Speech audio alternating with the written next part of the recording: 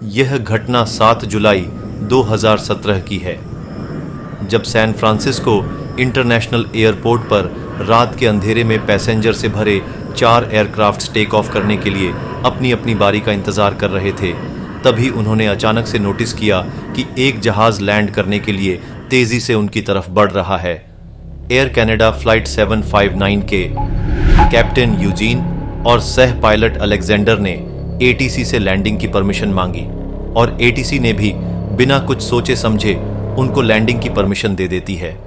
पहले तो चारों जहाज़ों के पायलट को लगा कि शायद यह उनकी गलत फहमी है और जहाज़ करीब आकर वो अपने आप को खाली रनवे के साथ अलाइन कर लेगा, लेकिन जैसा वो सोच रहे थे वैसा बिल्कुल भी नहीं था। लैंड करने वाला जहाज़ कहीं और नहीं बल्कि सीधा उन चारों से आकर टकराने वाला था।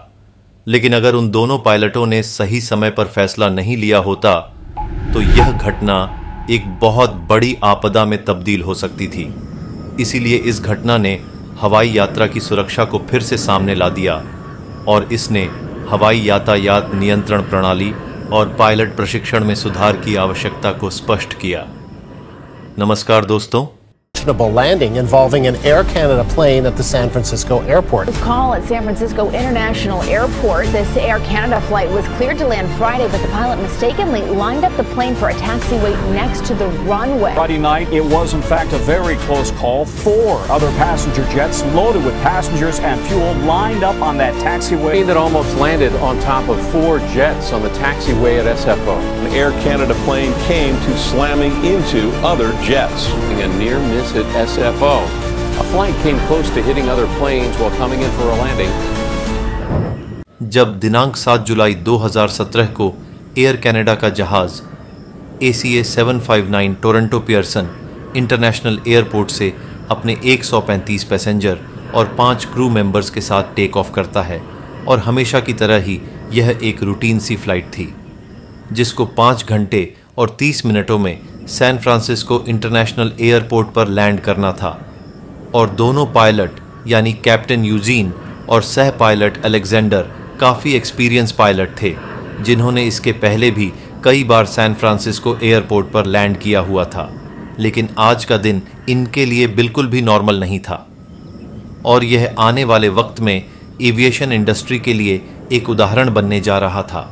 वैसे तो आसमान में सारा सफ़र बिल्कुल ठीक ठाक गुजरा, लेकिन जब एयर कनाडा 759 सैन फ्रांसिस्को के करीब पहुंची तो उन्होंने लैंडिंग के लिए अपनी पोजीशन बनाना शुरू कर दी और इस काम के लिए वो एयर ट्रैफिक कंट्रोल टावर की परमिशन का इंतज़ार करने लगे। आपको यहाँ बताते चलें कि सैन फ्रांसिस्को एयरपोर्ट पर कुल 4 रनवेज़ हैं, पर उस समय उसमें से सिर्फ 2 ही रनवे ऑपरेट किए जा सकते हैं। अगर हवा की डायरेक्शन दक्षिण से आएगी तो इन दोनों रनवेज़ को लैंडिंग और टेक ऑफ के लिए खोला जाता है, और अगर हवा पश्चिम से आ रही हो तो फिर ये दोनों रनवेज़ इस्तेमाल किए जाते हैं। यह बात तो हम सबको मालूम है कि प्लेन को हवा के विरुद्ध भी टेक ऑफ या लैंड करवाया जा सकता है, लेकिन उस दिन हवा वेस्ट से आ रही थी। इसी वजह से प्लेन को हवा के अगेंस्ट लैंड कराने के लिए इनमें से किसी एक रनवे को इस्तेमाल किया जाना था, जिनके नाम 28L और 28R है, यानी कि 28 लेफ्ट और राइट। अभी तक जो सब कुछ नॉर्मली चल रहा था वह अब कुछ ही वक्त में बिगड़ना शुरू हो गया, क्योंकि रनवे 28L मेंटेनेंस के लिए बंद किया हुआ था और इसी वजह से उसकी लाइट्स भी बंद थी। कंट्रोल टावर ने एयर कनाडा 759 को साथ वाले रनवे 28R पर लैंडिंग की परमिशन दे दी, क्योंकि दोनों पायलट पहले भी इस एयरपोर्ट पर कई मर्तबा लैंड कर चुके थे।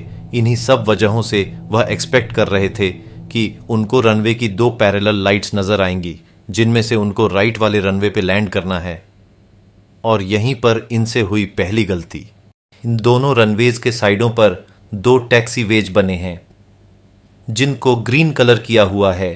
टर्मिनल से पैसेंजर्स लोड करने के बाद जहाज़ इन टैक्सीवेज के ज़रिए ही रनवे तक आते हैं, पर रात के अंधेरे की वजह से एयर कनाडा 759 के पायलट्स टैक्सीवे की लाइट्स को 28R समझ बैठे, और जो असल में 28R की लाइट्स थी उनको वो 28L समझ रहे थे।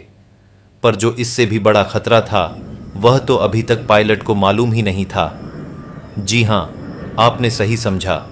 राइट टैक्सीवे पर 4 फुली लोडेड जहाज टेक ऑफ करने के लिए अपनी बारी का इंतजार कर रहे थे, जिनमें से 3 यूनाइटेड वन एयरलाइन के जहाज थे और एक फिलीपीन एयरलाइंस का जहाज था। इन चारों में कुल 1000 से भी ज्यादा पैसेंजर्स सवार थे और इनमें फ्यूल भी पूरी तरह से भरा हुआ था। रनवे 28R और टैक्सीवे के बीच सिर्फ 100 मीटर का ही फासला है। एयर कनाडा 759 ने जब खुद को टैक्सीवे के साथ अलाइन कर लिया तो दूर कंट्रोल टावर में से देखने पर यह अंदाज़ा लगाना काफ़ी मुश्किल था कि वह असल में कहाँ लैंड करने जा रहे हैं। अब यहाँ सबसे बड़ा सवाल उठता है कि रनवेज का मेंटेनेंस के लिए बंद होना हमेशा की तरह एक नॉर्मल सी बात है, तो यह चीज़ एयर कनाडा 759 के पायलट को क्यों नहीं बताई गई थी? क्योंकि अगर उनको इस बात की जानकारी होती तो ये सभी कन्फ्यूजन सिरे से होती ही नहीं। रनवे 28L के बंद होने वाली इंफॉर्मेशन नोट एम्स में मेंशन की गई थी। नोट एम्स यानी नोटिसेज टू एयर मिशंस।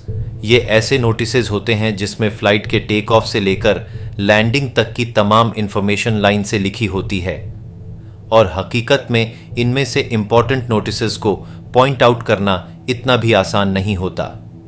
इसी वजह से 28L के बंद होने वाला नोटिस पायलट से मिस हो गया और यह थी उनकी दूसरी बड़ी गलती। फ्लाइट एयर कनाडा 759 तेजी से रनवे यानी टैक्सीवे के लिए बढ़ रही थी। कंट्रोल टावर ने उनको विजुअल अप्रोच से लैंड करने की परमिशन भी दे दी थी, जिसका ये मतलब होता है कि उनको रनवे खुद ढूंढकर जहाज़ को मैन्युअली रनवे से लाइन अप करना है। वैसे तो नॉर्मली जब मौसम ठीक होता है तो विजुअल अप्रोच की परमिशन ही दी जाती है, लेकिन क्योंकि पहले भी कई मर्तबा ऐसे एक्सीडेंट्स हो चुके हैं जिसमें पायलट्स विजुअल अप्रोच में सही से जज नहीं कर पाते और कहीं और लैंड कर बैठते हैं, इसी वजह से ज़्यादातर पायलट्स विजुअल अप्रोच के दौरान भी इंस्ट्रूमेंट गाइडेंस सिस्टम का सहारा लेते हैं।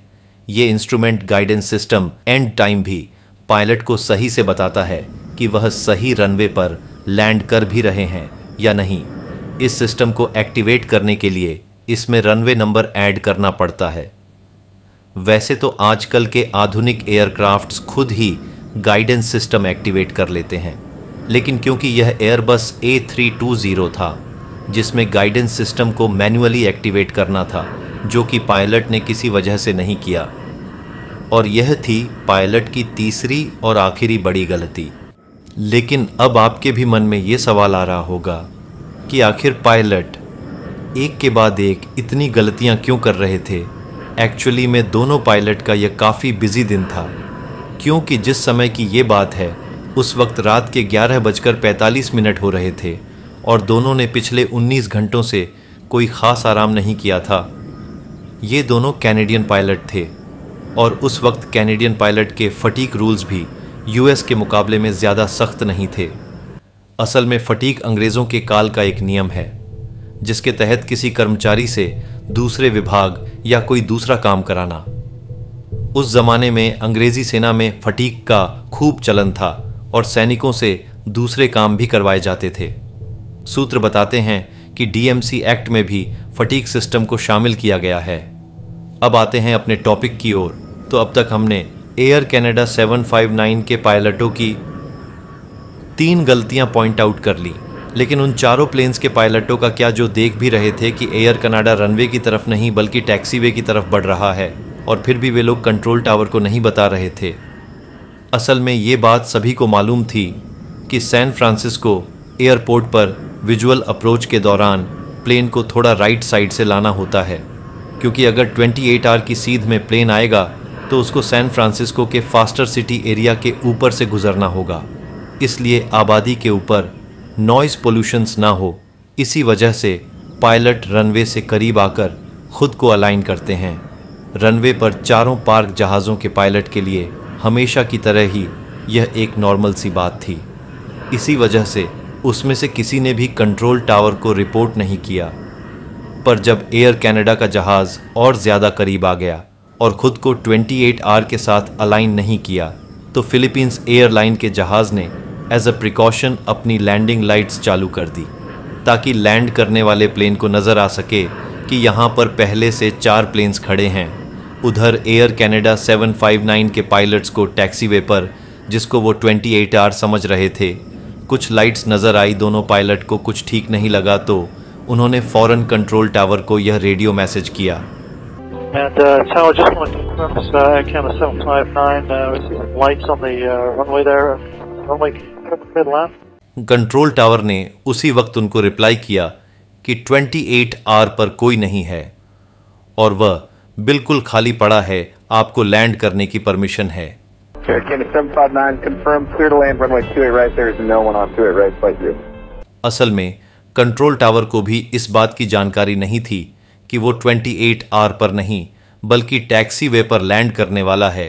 नॉर्मली इस सिचुएशन के लिए एक और कंट्रोलर भी होता है जो कि ग्राउंड पर ट्रैफिक को मॉनिटर करता है, लेकिन क्योंकि यह रात का वो वक्त था जब ट्रैफिक इतनी ज़्यादा नहीं थी, इसी वजह से सिर्फ एक ही कंट्रोलर ये सब कुछ मैनेज कर रहा था। खुशकिस्मती से वेटिंग में खड़े पायलट्स एयर कनाडा और कंट्रोल टावर की इस कन्वर्सेशन को सुन पा रहे थे। उनको भी यह समझ नहीं आ रहा था कि इतना करीब पहुंचने पर भी एयर कनाडा रनवे से अलाइंड क्यों नहीं है। अब आखिरी चंद सेकंड्स बचे थे। वेटिंग में खड़े चारों पायलटों को अपनी मौत सामने दिखाई दे रही थी और उनको कंफर्म हो गया कि एयर कनाडा टैक्सीवे को ही रनवे समझ रहा है। सबसे आगे खड़े यूनाइटेड 1 के पायलट ने अपना कॉल साइन बताए बगैर फौरन कंट्रोल टावर को यह मैसेज किया। इसके जवाब में कंट्रोल टावर ने अपनी तरफ एयर कनाडा को फौरन गो अराउंड का मैसेज रिले किया। जब तक एयर कनाडा को यह मैसेज मिलता वह लाइन में खड़े तीसरे जहाज से सिर्फ चंद फुट ऊपर थे। खुशकिस्मती से उन्होंने फौरन रिएक्ट किया और लिवर को ऊपर करके वापस एल्टीट्यूड गेन कर गए। सिर्फ एक और सेकंड का डिले होता तो अभी जो आपने देखा ये एविएशन की हिस्ट्री में सबसे बड़ा हादसा कहलाया जाता, जहां 1000 पैसेंजर्स पार्क प्लेन्स में बैठे थे और 135 पैसेंजर्स एयर कनाडा में। इन सारे जहाज़ों में फ्यूल पूरी तरह से भरा हुआ था और फिर जो होता उसको कंट्रोल कर पाना काफ़ी मुश्किल होता। इस इंसिडेंट के बाद इसकी डीप इन्वेस्टिगेशन की गई जिसमें यह साबित हुआ कि एयर कनाडा 759 के पायलटों की ही गलती थी, क्योंकि ना ही उन्होंने इंस्ट्रूमेंट गाइडेंस सिस्टम को एक्टिवेट किया और ना ही नोट एम्स पर मेंशन किए हुए नोट्स को पढ़ा। इसके अलावा नेशनल ट्रांसपोर्टेशन सेफ्टी बोर्ड ने सैन फ्रांसिस्को एयरपोर्ट के लिए नए रूल्स भी बनाए, जिसमें जब एक रनवे देखभाल या मेंटेनेंस बंद होगा तो किसी को भी विजुअल अप्रोच की परमिशन नहीं दी जाएगी। साथ ही साथ ऑफ पीक आवर्स में एयर ट्रैफिक के साथ साथ ग्राउंड ट्रैफिक कंट्रोलर का भी होना अनिवार्य करार दे दिया गया। तो मिलते हैं अपनी नेक्स्ट डॉक्यूमेंट्रीज में, तब तक के लिए टिल देन टेक केयर।